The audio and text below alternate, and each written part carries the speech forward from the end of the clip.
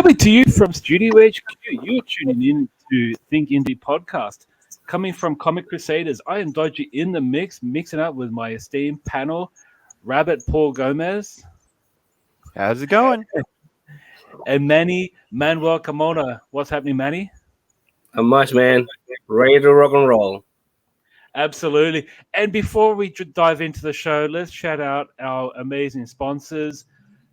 You're an aspiring comic creator but don't have the tools? Look no further than Thermond Comic Creations. There are sessions for different ages and levels of experience. If location is an issue, that is not an issue, as classes can be held digitally via Zoom. Jump on to thermondcomiccreations.com. And Manny, what's happening on the 1st of October? Buy Indie Comics Day! Absolutely. So if you're a creator like my esteemed panel here, check out your local comic book store, make it an event, celebrate local creations. It's Artist Alley in your LCS. Manny, any news, any updates on Buy Indie Comics Day so far? Man, I know at least the event I'm gonna be a part of is in it's gonna be in the biggest library in Virginia, Slover Library. Nice. Yeah, and we have a bunch of things lined up. We have sketch duels, which is basically two artists sit next to each other and they give us a random thing, a random hero, and we have to draw it. And we have like 5 minutes, 3 minutes. So we came up with that.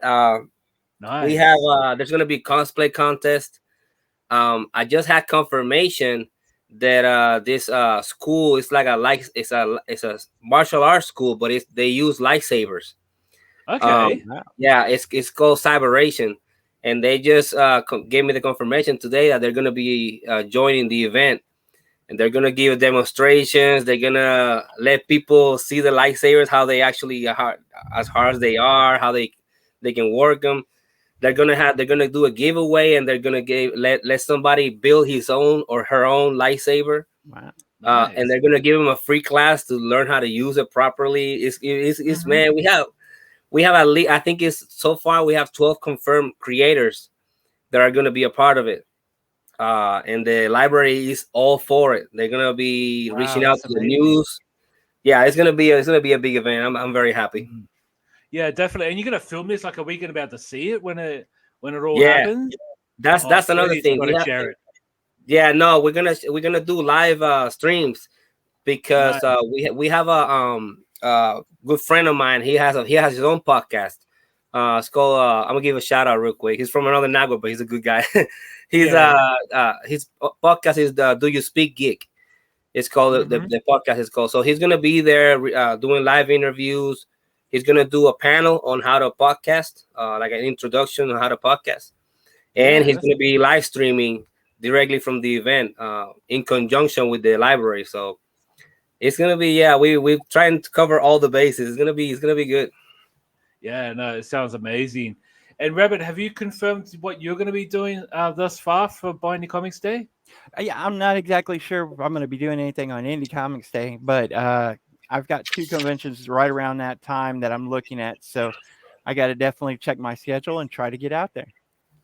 Fantastic. Sounds amazing. Manny, I'm so excited for you, bro. I look forward to checking it out. I'm super pumped. Yeah, man. Me too. Nice. So those of you who've joined us for the first time, welcome. If you've come back for another episode, thanks for joining us again. This is the 7th episode of Think Indie Podcast, so really appreciate you joining in. Now we're going to jump into the creative questions. So something we like to share, especially with our panel here, a question such as, how important is meeting your idol or heroes in your creative journey? I'll start with you, Rabbit, because you had the pleasure of meeting one of your idols. How did that go, and who was it? Rob Liefeld, that's right. It was amazing. He was great, and talking to him, hanging out with him, and showing him my comic book. It was definitely a tongue-tied kind of event for me, and I just could not imagine just being able to meet one of the founding fathers of Image. To me, he was always the one that I looked up to a little bit more because he was the younger one. Yeah. And whenever I was young at that age, it was kind of like, man, I would love to meet him one day. And then whenever I did, it was just off the chain. It really was great. Yeah. And I mean, in terms of your creative process, when you got to meet him, did it feel like that kind of like inspired you to do more for your next book? Well, I mean, definitely one of the things is like all the hours and weeks and months that I had seen his art and had it that I got to enjoy his art, and Yeah. it inspired me so much in the past. It was like Mhm. if I could hand him a piece of my work, and if he actually looked at it and got 1 minute of entertainment, Mhm. it made me feel like I'm definitely on the right path. Yeah, definitely. And Manny, for you, have you ever met one of your idols in person or via correspondence? And has that ever impacted your creative process? Well, my artistic idols or inspirations, as you might say, they're not. When I first got into comics, Jack Kirby was on his way out. You know, he Yeah, died, I think, in '95, if I'm not mistaken. And I 94. started collecting in '93, so I wasn't even fully aware of how big he was. True. Um, but when I first started drawing and stuff, who inspired me was Walt Disney. It was Charles Schultz, Bill Watterson. So Mhm. Bill Watterson is still alive, but he's nobody even knows where he's at, or Yeah. he doesn't do interviews. So I'm probably never gonna meet him. And then another inspiration I have is George Lucas, Mhm. and that's also not gonna happen, I don't think. So I would love to meet one of them, but Mhm. yeah, I never had the pleasure of either meeting none of them. But have you ever met any comic creators at a convention that were kind of like someone that that you've read their book and then you were happy to meet them in person? I did meet when I went to the Cure school. I met Mhm. Joe Kubert, and Ooh. that Wow. was a yeah, talk Yeah. about a shell shock moment of not being able to talk. Um, Yeah. I met Adam Kubert. I met see the thing is, this is such a tricky question because it's like meeting your idol sometimes can be negative. Yes, it can uh be. I'm happy for Paul because he had such a great experience, and from everything that I hear, Rob is such a cool dude to just interact with and stuff like that. But there's Mhm. some creators that I like. I'm not gonna say names, but I've looked forward to meeting creators, and when I actually met them, it was such a bad experience.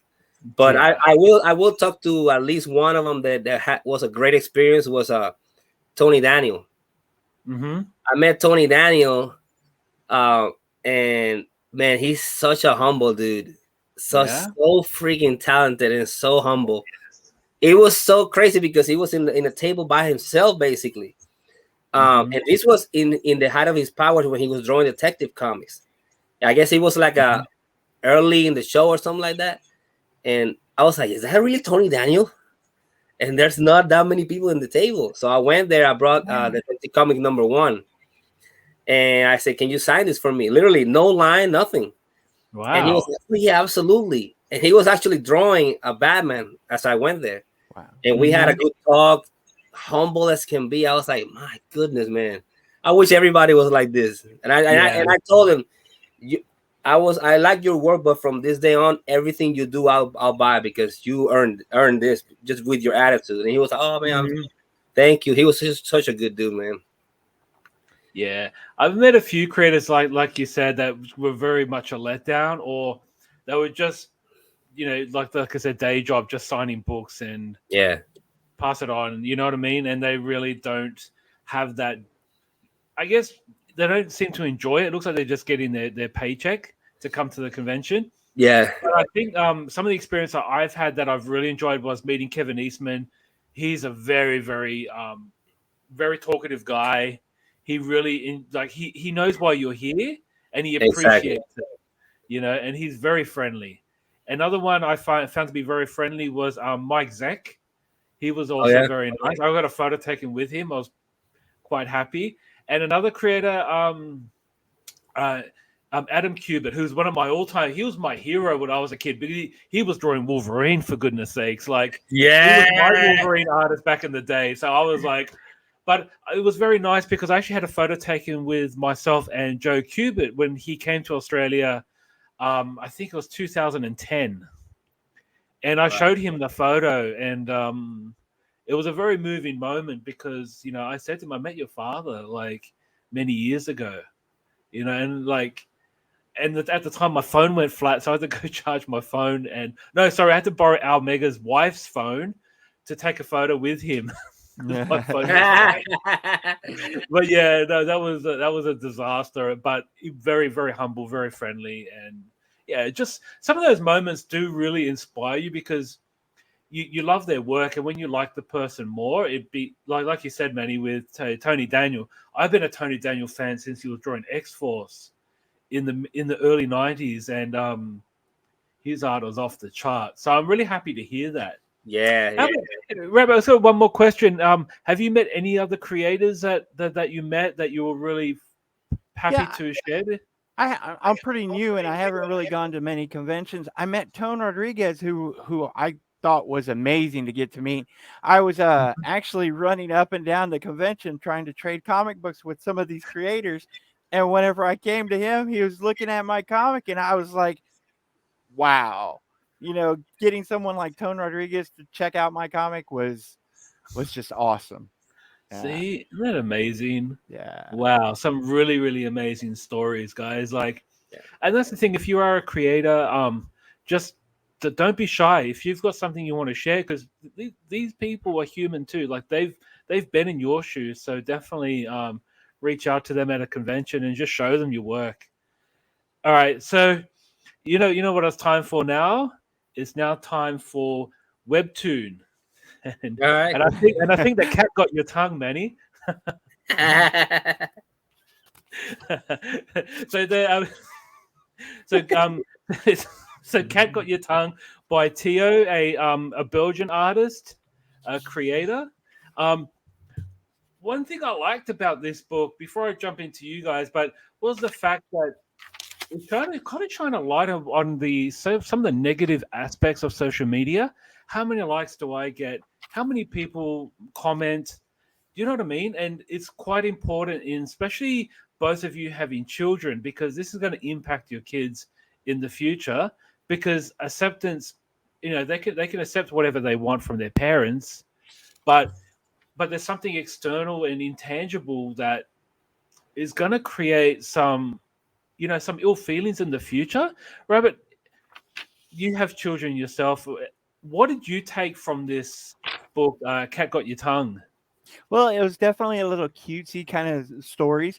I thought it was great where it was comparing, somebody who was very popular as opposed to someone who wasn't as popular, and how they were interacting with each other. I thought the stories on each one kind of were a little bit, took a second to jump into it, but whenever it did, it really kept going. But the main thing to me was the interaction between the person who wasn't as popular and the one that was. That's really what I took away from it all. Yeah. And how about you, Manny? Yeah, I really like the animation, the style, man. It's such a simple style, but it's so clear and yes. Yeah, I dug it, man. I really did. I kind of took it as like a modern day version of Garfield. Yeah. With the cat not really saying anything. The humans are like the idiots in the situation, like we saw with Garfield, right? Like, yeah, Garfield could do no wrong, but John is just is an absolute moron. And there's so many people like John. Exactly. In real life. Oh man, it truly is. But I found it like amusing with with the girl. She wasn't as popular, and she's like asking the guy like, why are you so popular? I mean, to be honest with you, I'm thinking to myself like, why does it even matter, right? It's only Instagram, or not quite Instagram, but you know what I mean? Yeah. Well, to be honest, in real life, it's the same thing. Yeah. In real life, some people just have bad luck, like with other people. Like they're either introverts or they're just not popular, and some people can deal with not being popular. Some people just can't. Some people Yeah. they get bullied or they get depressed. Mhm. It's just life is a little harder for some of us, I guess. Yeah, that's right. And the reason why I picked up this book in particular because it was different to some of the other books that we picked up in Webtoon for the last 6 episodes. Right. It was a bit more, I guess, a little bit more westernized. Even though it's a Belgian creator, it's not quite the same format as say manga or the Korean art style. Hence why I picked it. And I do like the flow of it, how the pages are kind of stretched. Yeah, it did flow very well whenever it was utilizing that aspect of the webtoons going up and down and being able to pull the pictures. That really did help it out a lot. And of course the comedy aspect, it seemed like it was timed so well because I mean it just kind of hit you whenever it was at the right spot. So I mean the way they did it really worked perfectly for the story. And like you said, I mean it's really about that who's popular and who's not kind of thing. And then the animals. Yeah. Yes. It's so true that the animals are the smart ones here. Oh God. And even this panel here with the girl receiving a text message from someone from overseas, and she's like, this SMS or this text message looks shady. But maybe because he's from France, it's okay. Yeah, because he's reading wrong. Like it's like he has background. Oh God! But oh man, so funny. But it's stuff that we can relate to, right? Because I get I don't know about you in the States, but in Australia we get like spam messages like this all the time saying there's that's true. a parcel that I need to go pick up, and the spelling is completely wrong, and I'm like, that's not. And on the other side of the coin, there's the so-called grammar Nazis, which is the people that are like, look at this idiot. They don't even know how to write. They're trying to fix everything you write, and you're like, really, this? You understood what I meant. It's okay. Calm down.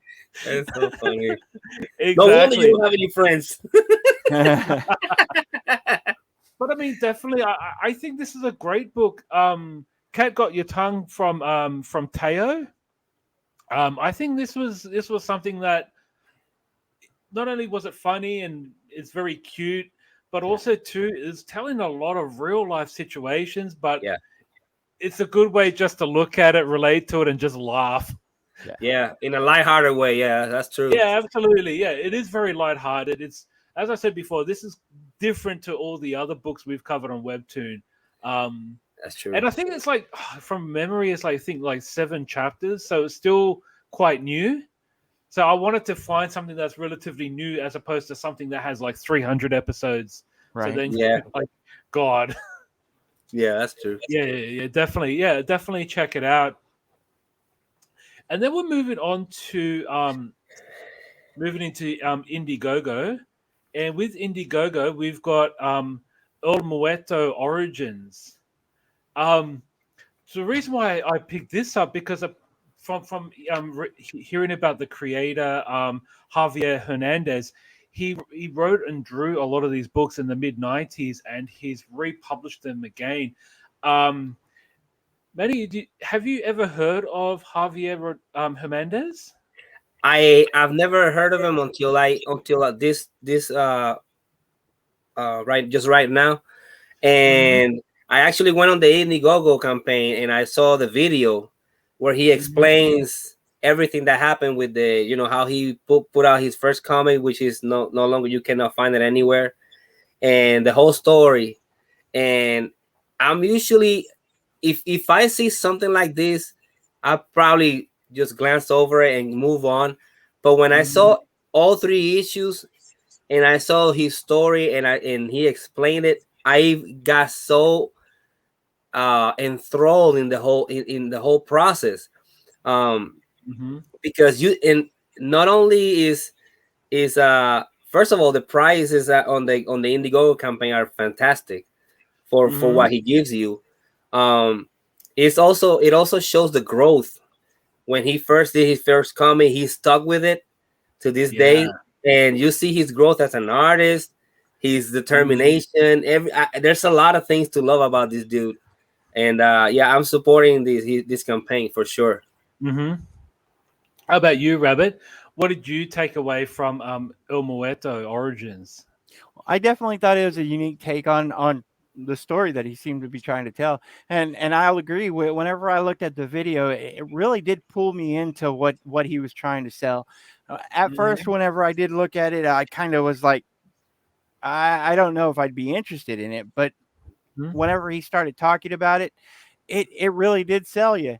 I mean, Yeah, he Yeah. talked not only about how he did the first ones, but continued on, and just like Manny said, it really did show his growth from one point to another, and that's great to see with any artist. It's just Yeah. amazing whenever you can see throughout the years how they go. So you could see whenever he's selling this, he's not just selling a book; he's selling like his journey of his artistic talent. That's what I Mm. thought was the best part of it all. Yeah. that's so true. Yeah, and one thing I did find about it has that feeling like it's like almost like a comic magazine. Yeah, Like it's not just a comic book; it also has pages that look like magazine articles, and then goes into a comic book. And there's a page with an image, and there's like a whole page of text, almost like he's documenting his journey. And I think that's the best way to present it, right? Yeah. yeah, Not just to have a book and say, "Here you go, here's a book," but he can actually explain. And that's what I'm estimating, that after each story that he's written, he's writing a chapter on how it's changed or what was the inspiration behind it. And I think that's where it even gets more interesting. And yeah. I do like the fact it has that almost like a almost like a graphic novel feel to it, but more like the old school paper. It's a bit lighter and it has that smell. Yeah, That's what paper I'm. bags. That's what I'm. Yeah, that's what I'm imagining, and I like it how the pages are like off white, not pure Yeah. white. Yeah, gives And it that I witchy have to feel. say I have to say something real quick. Hmm. I think his name is Javier Fernandez or Javier Yes. Hernandez, and I'm not 100% sure, but I have a feeling he's Mexican or Chicano or something like that. Hmm. But I can tell you, in Mexico there's always been a huge market, comic book market, and Hmm. they print them like you just described. It's like an Yeah. old pulp paper, Yeah. Oh, that's what I uh, was thinking. Yeah. and just cheaply made, but they will always had a huge market.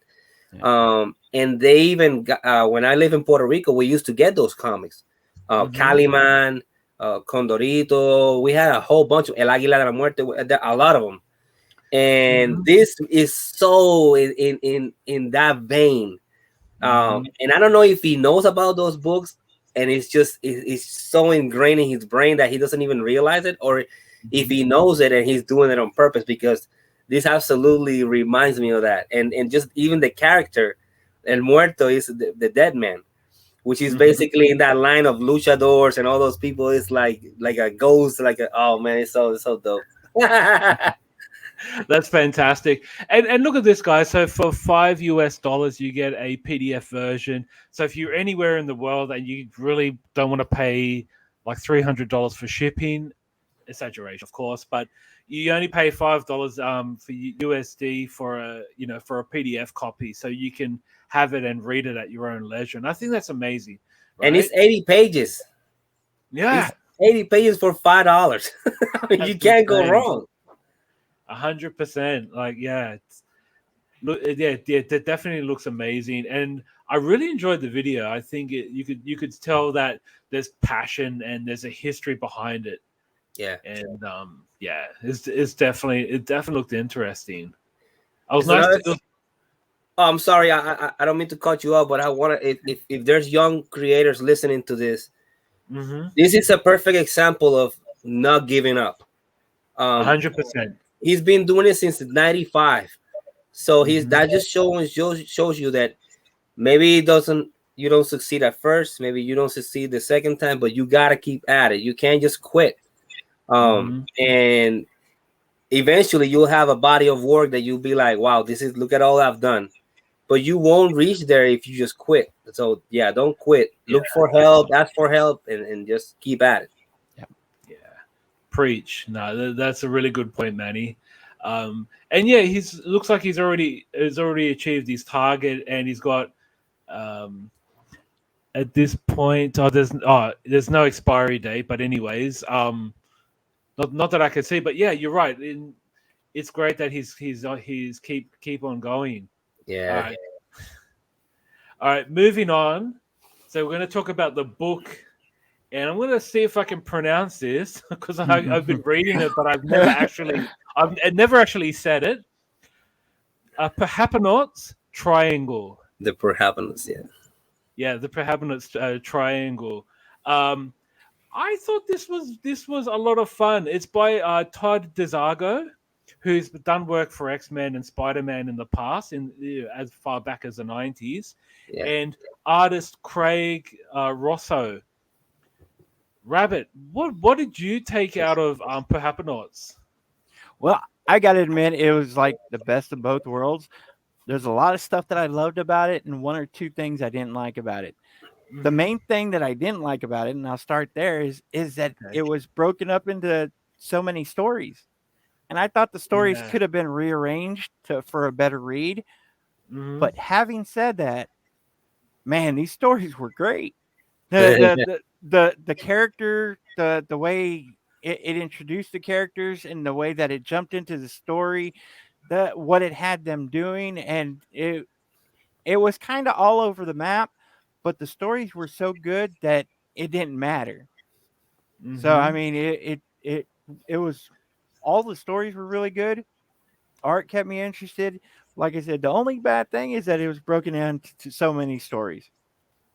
Yeah, I think you're right. I think maybe if you had one story just at the end, like a little, like a 4-page story, like one of them is, just at the tail end of it, I think that would have been great. Yeah. But it's not a bad problem to have, though, to have many great stories. That ghost one, the very last one, I think it was, it felt like the introduction to the characters. I would have loved that one to have been the first one, because that first story was kind of, who are these really? And because it was jumping into that mystery solving kind of thing. Exactly, without actually knowing the characters. Yeah. How about you, Manny? What did you think of the art style of Craig Russo?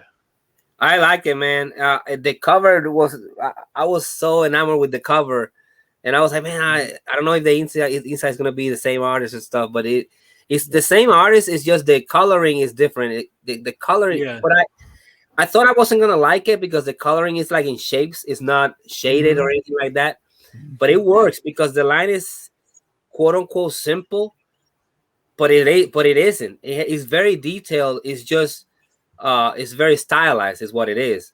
It's very detail oriented. I love the color palette that he uses, because even when it's nighttime, when it's dark, you can see it's clear. It's not like when you pick up a Batman book and it's like black and purple and dark blue and you barely just see a blur. In here, everything is perfectly clear. And he uses this method, which is, they use it in anime and in manga, which is they put a lot of emphasis in the front. George Perez used to do that a lot as well, by the way, rest in peace. He puts a lot of detail in the character in the forefront, and in the background, he's very minimalist. He puts just enough to let you know that, yeah, he's talking with somebody in the back or whatever. There's somebody in the back, but yeah, they're not important. This is important. So the artist knows what he's doing. He you know what I'm saying? Like, don't let him fool you that he's like, it looks simple. Now it's very, he knows exactly what he's doing. Yeah, and I just love the art. I know, and I love this panel in particular. This panel actually made me laugh out loud, actually loud. We thought he was Clint Eastwood, but he dressed up like a little schoolboy or a schoolgirl. Oh my gosh, that's so funny. But just to give a breakdown, so this is a story about mythical creatures, right? Because I'm very familiar with Sasquatch. There's Chupacabra. Yeah, I'm not familiar with that sort of character. So yeah, I got to admit. So I'm not familiar. But what is the Chupacabra? The Chupacabra, he's like a creature that in Puerto Rico it was a big thing. It's Mexico like some people thought it was an alien or something like that, and what it did, it was like a vampire creature, and it used to go into the cow farms and stuff and suck the blood out of the cows. Oh, supposedly that's what happened. To this day, they haven't found the culprit of what happened with all those cows. So that's why it became an urban legend or something like that. But they've actually registered other cases in different, like Mexico and different other places. But is it real? Is it? I don't know. Is Sasquatch real? I don't know. Well, true. Loch Ness, Yeah. Who knows? I want to believe it's real, but I don't know. Yeah, and I did like the fact that it is quite wordy. So there is a lot of words on some pages and less on others, and you can tell that you've got a writer there when there's nearly like half an entire page of text. What do you think of that, Rabbit? What do you think of the writing of Todd Dezago? I thought it was great. I mean, to me, it was really in depth, and that really made the stories. Like I said, I was a little confused on the first one because I didn't really know who the characters were. Yes. But his writing really pulled you in and told the story that made you feel comfortable. And because of that, I thought every one of these stories was amazing. Yeah. And the other story too, with the call center guy or the radio guy taking calls in. Yeah. Especially, I mean, that ending, that was great. That was so good. I know. I was like, oh my god, that was fantastic. You don't smell that bad. When he's talking about himself. Oh, you know what I mean? It's so clever. That's the thing. Like, I liked it more because of the wit that was behind it. Like, yes, I had a story, but there were just some pages that just made you burst out laughing. And I appreciate that. I appreciate that in a book. And shout out to Scout Comics and Black Caravan that launched this book. You should be able to find it in your local comic book stores. I think maybe a bit old now, so look out for the trade because I'm sure this will eventually come out as a trade. But overall, but overall, would you guys consider reading this as a trade? What's up with you, Rabbit? I definitely would. I would recommend it. I mean, like I said, the writing itself was honestly the best part about it, and you know, the characters, it brought you into it. I definitely buy it and recommend it. Definitely. And you, Manny? Yeah, absolutely. I would totally read this. Yes, it's almost like a hodgepodge Avengers / The Odd Couple. An Odd Couple, exactly. Yeah. The Odd Couple, like Mystery Men. Yes, Mystery Men, definitely. Nah, that. Oh, but seriously, guys, like we were laughing because we enjoyed it. It's actually really funny, and I think, oh my gosh, if they brought this as a Netflix series animated, I would absolutely love this to death. Yeah, and you know what would be cool? Also, action figures made of these characters. 100%. Yeah, and I could be wrong, but I believe this is in all ages because I don't remember any cuss words or any. No, and that's huge. It being so good. Yes, I agree with you, Manny. Clap, because as much as we love seeing chibi characters with a bit of that, want to say the F word and this and that, but he didn't have to. I mean, he used in his story and the way he pulled you in, he didn't have to use any of that stuff that a lot of people do just to get a reaction. The way he did it just worked. Yeah, 100%. I agree, and I'd like to because you know, many you've got young boys. They take one look at it and go, "Oh, this is cute. I want to read this," and you'll be like, "No." Yeah.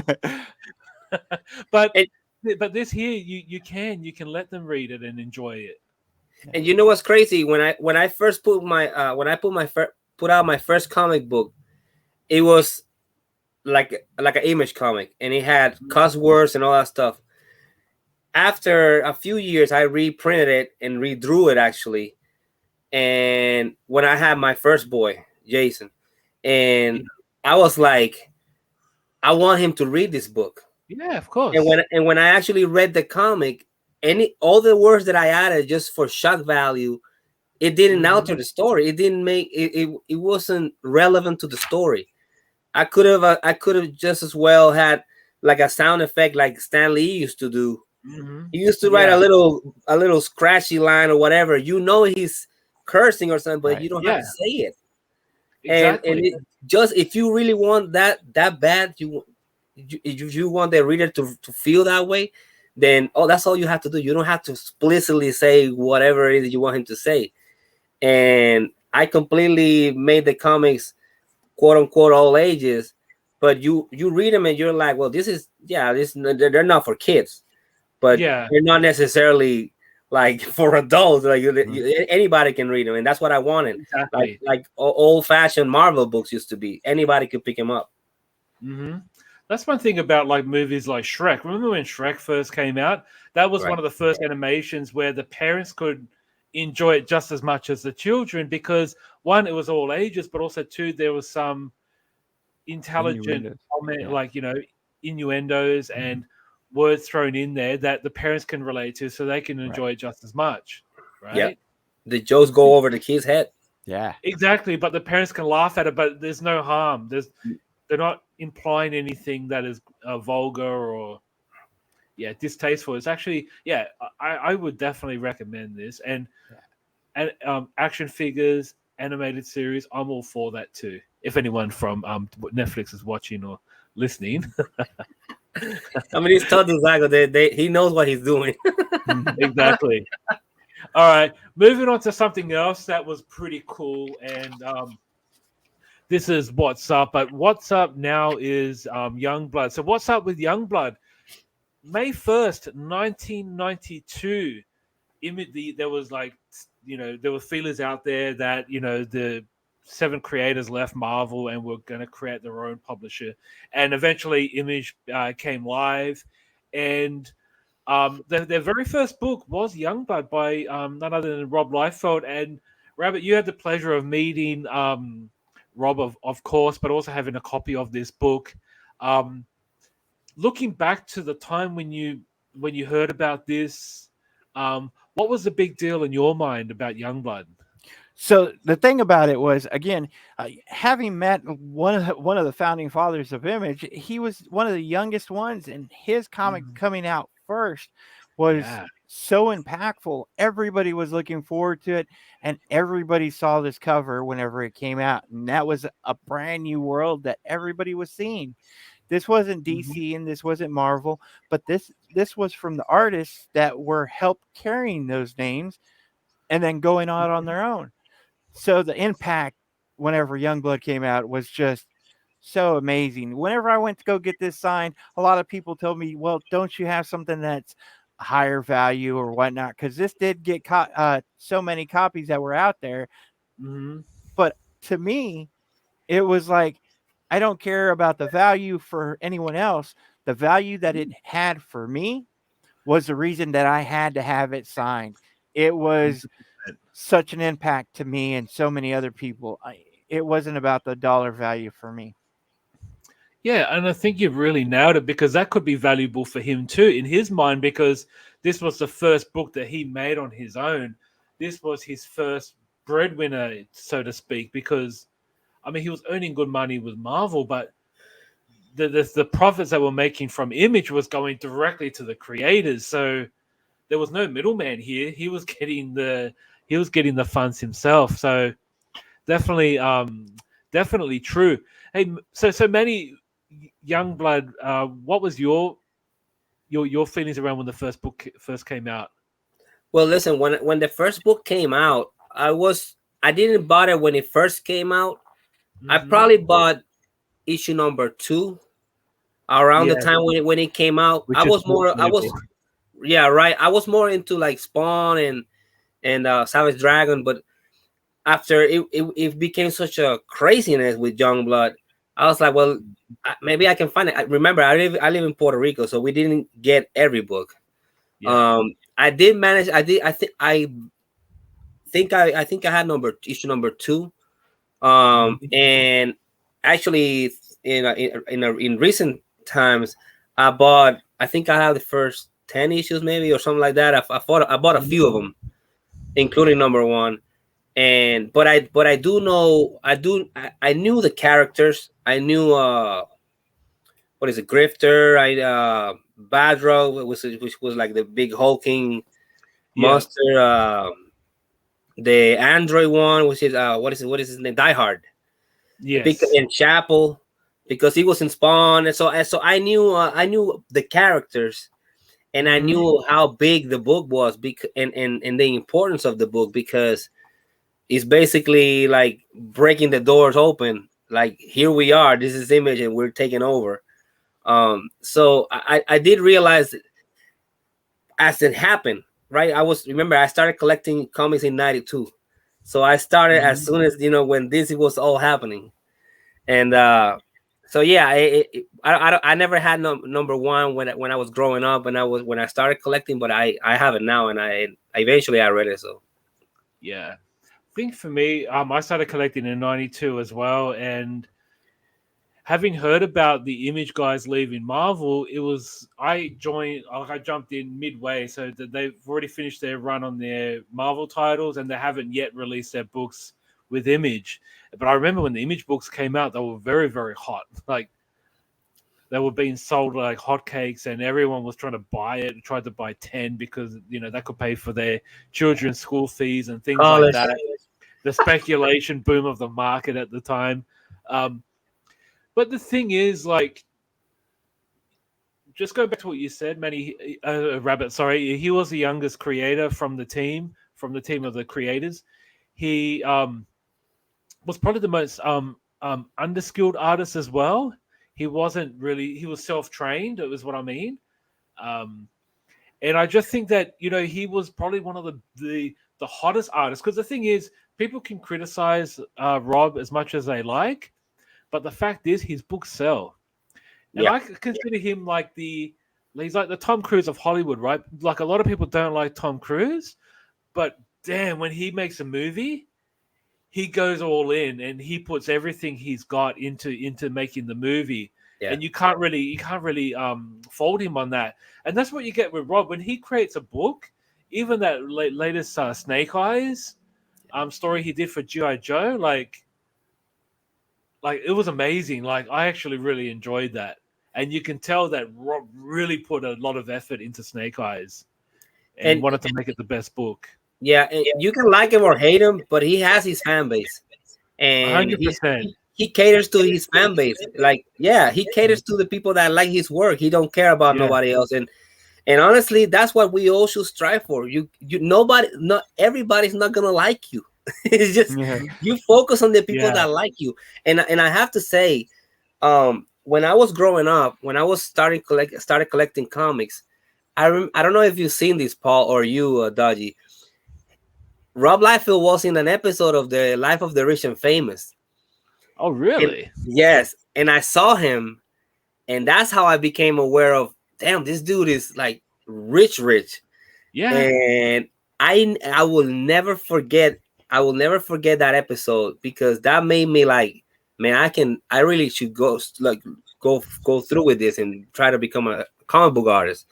And I remember vividly when he went, he gave a tour of his house. He had a huge house, and he went to his office, and his office was like a hexagon. Oh, wow. It was so freaking amazing. Every wall had different windows, long windows. I mean, it burned in my brain. To this day, I've seen it, that episode probably 20 years ago, maybe 30 years ago, and I still remember it, to the point where right now we're building an addition in my house, and I told my wife, I want to make this, that I saw Rob Liefeld's office like that, and I want to make it like that. She's like, all right, it's your office, whatever. Okay, so that tells you, like, he lived, and that's probably why some people hate him. But hey, you can hate him all you want, but he made it. He made it. He's living. Sure did. So hey, hate all you want. And imagine if this still existed. My goodness. Rob Liefeld fans. This is why I love older comics, right? Because nowadays you have social media, you can just go into a website and click a box and you're a member, right? But this gave it some sort of like you had to make a little bit of effort. You had to cut this out, take it to the post office, you had to mail it out. Yeah. It's different now as it was then, and then it actually felt like you're achieving something, right? Right. Man, how good would that be if you got this today? Now the closest you what I can get is a newsletter. Yeah, right. Exactly. Yeah, get an email to you. It's like, oh, okay. And it's like Whereas one if of a you actually million. got something in the mail, like, man, that would have been fantastic. No But doubt. yeah, this is what we got in the 90s, right? And we talked about this off air before, Rabbit, that one thing about Youngblood #1 is the fact that it was a flip book.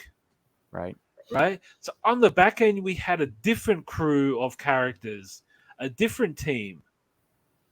And I totally forgot about that because when I was reading this book, I was reading the back cover first, and I was like, this isn't right. And to imagine that they came out with this comic first as their Image launch, it wasn't just one story, but two stories right off the bat. I mean, Yeah. for someone to actually try that, right? I mean, kicking off your brand new mark. I mean, universe even.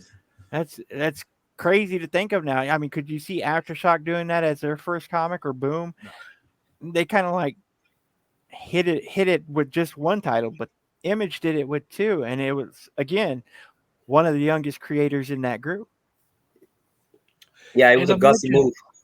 Yeah, and one thing with Rob as well, but before he left Marvel, see how many characters he created for X-Force. Yeah, He'd bring at least a new character an issue, right? Yeah. And even if they were only in it for like one or two panels, he was creating characters left, right, and center. So these characters he could have had up here whilst he was working for Marvel, going, I don't know when I'm going to add, Die Hard looking character. I don't know when I'm going to add the Sentinel looking character or the Chapel looking character. And then eventually he can just throw them all into his own book and not have to worry about Marvel saying, no, you can't have too many characters. Yeah. Whereas now he could put as many as he likes. But I mean, in terms of the legacy of this and an Image overall, it's been the first book ever released. Rabbit, what would you think would be the biggest takeaway for this in terms of where Image is today? I mean, it's obviously one of the cornerstones. Everyone looks at Spawn because it's the most popular, but Youngblood really was the one that kicked it off, and the way they did it, the way they hit strides from one book to another, you can't take anything away from what they had done those first few months. Yeah, definitely. And you, Manny? I think the imagination that Rob has is it stands the test of time. And even those characters, he created so many characters, and there's like right now most of them are property of DC, because DC bought Wildstorm and stuff like that, and Grifter is part of DC, and they have a few characters, and to this day they're still being used. So that tells you right there that damn, these characters are still relevant to this day. Even if they haven't been in a Youngblood series for so many years, people like fans resonate with them. So that, and Badrog is another character that people, you can say what you want, but you mention Badrog and people know who he is. Yeah, that's true. So he made his mark, for sure. Yeah, it's true, and also his style is, if you look back, his splash pages were probably some of the finest that we've ever seen. Yeah, and sometimes he will have 1 to 2 or even 3 splash pages in one book. Yeah, like these pages here, like double page, like holy moly. There's a lot of action going on here, and kudos to him for being creative and just making his mark, just being Rob Liefeld, I think is the important takeaway of it. All right, moving on. We got our final piece of the show, and that is Kickstarter, which is Beckoning of Aetherus, Chapter 3, The Voice, Part 1, and Indie Comic by Mathena. Um, I mean, this cover, like, look at that. Isn't that amazing? That's insane. Yeah, especially the eyes. And before I jump into you guys, I think the thing that really pleased me the most and is the mouth of each character that have been illustrated. And to be honest, I don't like the artist isn't credited in the Kickstarter, so I can't really shout out who the artist is. Maybe it is Athena, but I think the mouths of the characters look really, really interesting. The teeth shape, some of the teeth aren't quite as perfect as others. I thought that was the biggest takeaway for me. But I'll jump to you, Manny, first. In terms of the art, how did you find the art in the Beckoning of Aetherius? The art is, man, it's for example, the cover is absolutely stunning and disturbing at the same time because it's like hyper realistic, but it's not really hyper realistic. Yes, He makes you feel like he's a real person, but when you actually look at it, it's like inhumanly features, right? yeah, The interior artwork is also very disturbing, even though it's cutesy, it's beautiful, it's very clear. When you actually pay attention to the line is very is jagged, is very it's almost unnerving. So it like with the line, it tells you that something is going on, even in the calm panels, in the when they're talking or whatever, you see there's an yeah. undertone of something horrible is about to happen or something sinister is happening. Um, and when you actually look at it up close, it's so crazy that the artwork is so beautiful, but it's very unnerving for sure. I think the backgrounds look more realistic than the forefront. Wouldn't you agree? Yeah, yeah, it's yeah, yeah. Look, and there's a I don't know if you actually pick up that page, but there's a page where they're actually in the car, and you can see the hyper realistic seat of the car, every detail of the seat, and I'm like, Jesus, man. So that it's almost like it's just a box against the character, which is almost like it reminds me of like I don't know if you remember the Gorillas, the animated Yeah, Gorillas. It's that style of yeah. animation. Is Yeah, the art. The guy who drew the gorillas was actually the artist for Tank Girl, the co-creator of oh, Tank Girl. exactly, Yeah, exactly. Jamie. Or I can't remember his last name. You know, I'll probably remember when the show's over. But yeah, first name Jamie. Yeah, the co-creator of Tank Girl. Yeah. Rabbit, what did you think of the story or the images that you've been seeing in the Beckoning of Aetherius? I thought it Aetherius. looked great. I mean, it really does look fabulous. No, you didn't really get that much story off of the Kickstarter. And what it did tell you was more about the last two issues as opposed to the third one, and Yeah, it kind of brought you up to date, kind of thing, which was good. But I mean, the selling point really was the art. I mean, it yeah. really looked beautiful. Yeah, definitely. And I think it's a shame that we can't really credit the overall creators. Like there was no spotlight unless it's solely created by Messina, and I'd be like, man, like that's very very impressive.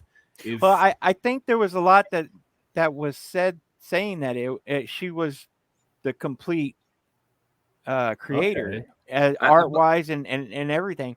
I oof, I also believe I read that it hasn't been really started yet. That's the reason that you didn't see many of the pages from this new book. But it was hmm basically saying that she did everything from the lettering to the colors to the pencils and inking. So that's hmm credit to her because I mean, if you're doing all that work, yeah, that's huge. yeah, absolutely. And there's a lot of work. When Yeah, you agree, Manny, doing the lettering. God, yes. yeah. Yeah, it just by looking at that, they changed and they have so many different lettering in there. So it's so crazy. Yeah, I not wanted to easy. ask I wanted to add a little detail about the artwork. Um, Hmm there's different artists in like fine art and galleries and stuff like that, and they use this technique when they do like a hyper realistic painting of a human being, and they exaggerate parts of the face.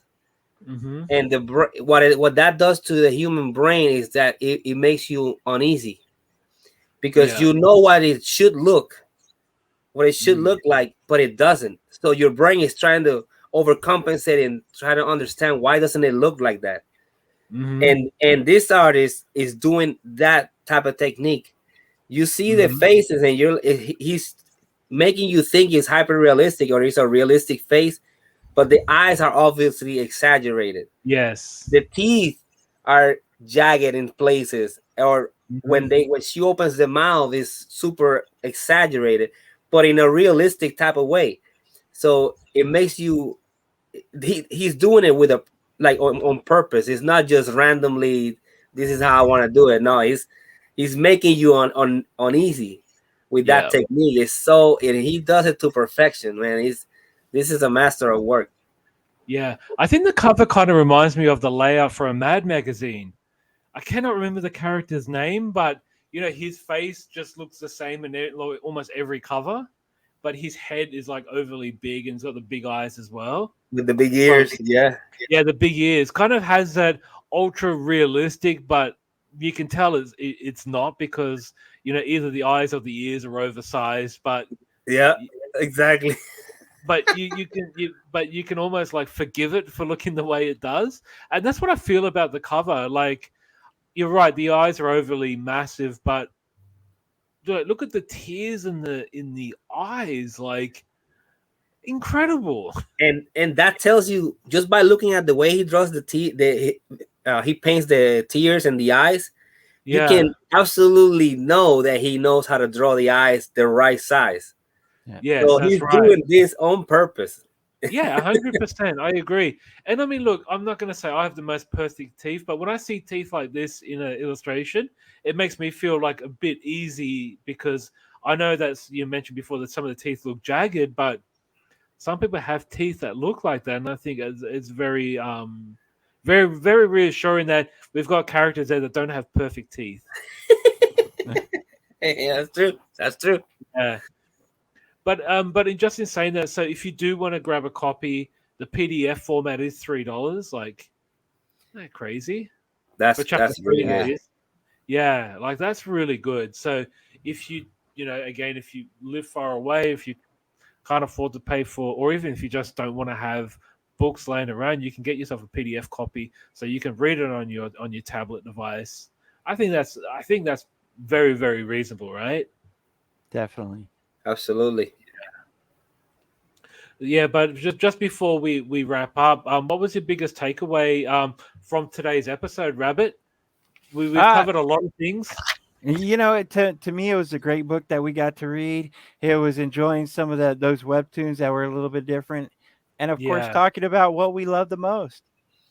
yeah, absolutely. How about you, Manny? I my takeaway is about when we talk about meeting your idols. It's always a great thing if you can. But if you can't, just try to remember them and make them proud in a way, right? Yeah. Try to do your Mhm. best work and think that if they see your work either alive or from the ethereal plane, that they'll be proud of you. um Mhm. and don't get so hung up on, I can't meet my idols, because sometimes meeting your idols doesn't end Mhm. up as good as with Paul. So Exactly. maybe it hasn't happened for a reason. Yeah, but also too, just remember who you are as well. Yeah. Like, like you don't have to seek reassurance from other people. If you know that you're proud of your work, Yeah. even if someone doesn't like it, that could be just not their taste. But it doesn't mean that your book doesn't suit other people, right? You can't just always assume that my work is fantastic. Everyone is going to love it. You Exactly. know? But at the same time, they're just pretty proud of what you've done. Even to set out to actually achieve your goal in creating your book must be something that you had your challenges like you, Rabbit, Manny, like you've had your challenges making your book, but you did it. Yeah, It's Yeah. made. well. All right. Yeah, it's made. Like like you've done it. You set out what you achieved, and I think that takes a lot of work. So just be proud of what you've done to achieve that. Facts. Definitely. Yeah. Well, thank you for joining us for another episode of Thinking Indie Podcast. Please click like and subscribe to get more content from Comic Crusaders, and also check us out at comiccrusaders.com. On behalf of myself, Dodgy, Rabbit, Manny, we'll see you all next time.